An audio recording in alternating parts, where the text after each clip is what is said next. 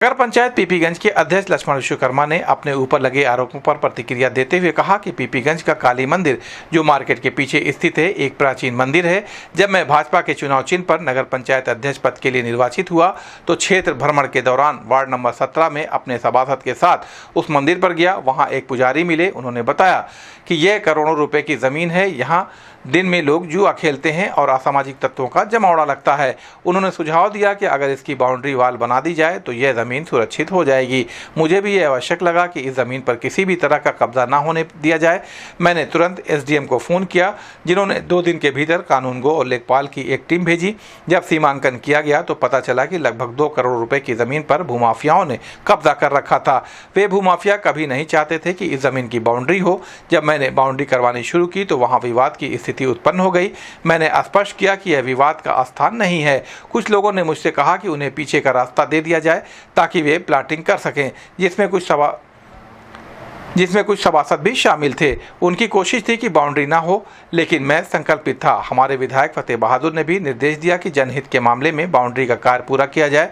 जब मैंने रास्ता देने से इनकार कर दिया तो वे उसी दिन मेरे खिलाफ दुष्प्रचार करने लगे। 105 मीटर की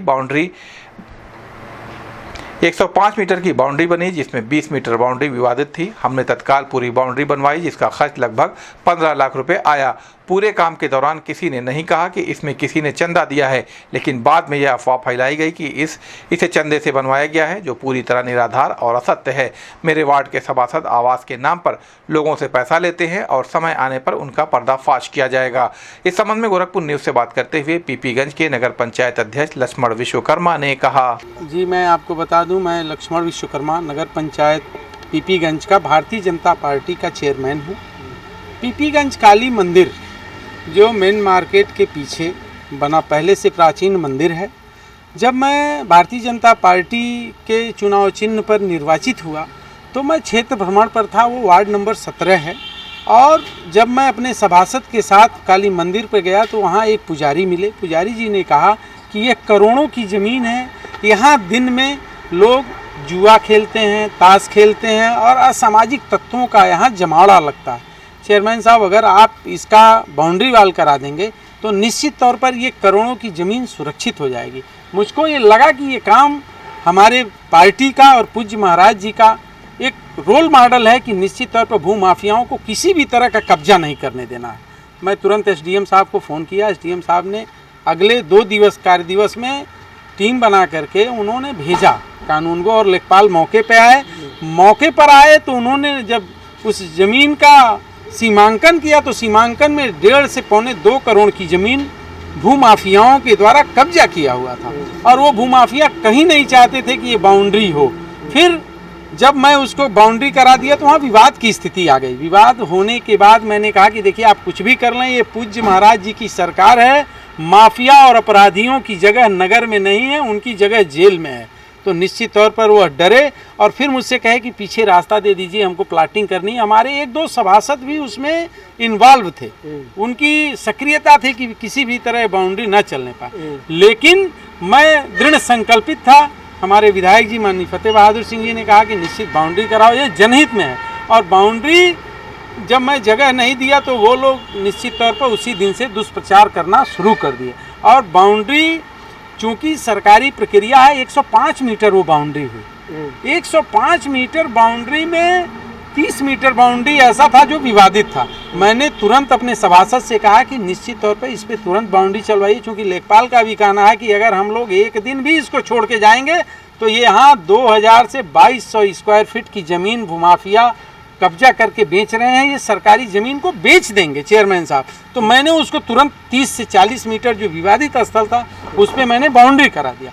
अब बाउंड्री कराने के बाद चूँकि वो 15 लाख रुपए के लमसम का एस्टीमेट था, उसका एस्टीमेट बना, प्रस्ताव बना, काम हुआ। पूरे काम होने तक कोई नहीं कहा कि इसमें किसी व्यक्ति ने चंदा दिया।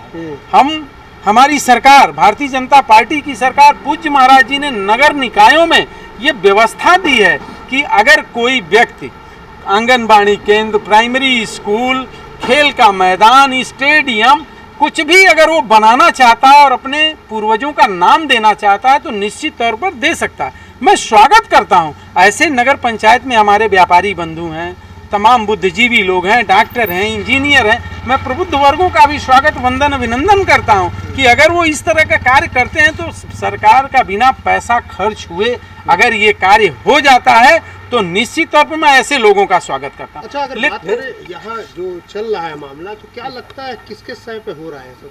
देखिए साह, क्या बताएं आपको, विरोधी हैं, राजनीति में सबके विरोधी होते हैं। अब मैं उनका नाम क्या लूं, ऐसे लोग हैं जो आवास के नाम पर 10-10, 15-15 हजार रुपया वसूलते हैं। मैं उनका विरोध किया, वो हमारे ही वार्ड के, हमारे ही नगर के सभासद हैं, और 15-15 मैं उन लोगों को भी नकाबपोश करूंगा। ये मामला जांच हो जाए तो 15 से 20-20 हजार रुपया ऐसे लोग जो गरीब महिलाओं से लेने का कार्य करते हैं, आज वो सही कार्य पे उंगली उठाते हैं। समय आने पे निश्चित तौर पे मैं इनका पर्दाफाश करूंगा। अब प्रार्थना होगी स्वीकार जगमग गोल्ड कपूर के साथ। ट्राई करिए, खुशबू तो लीजिए।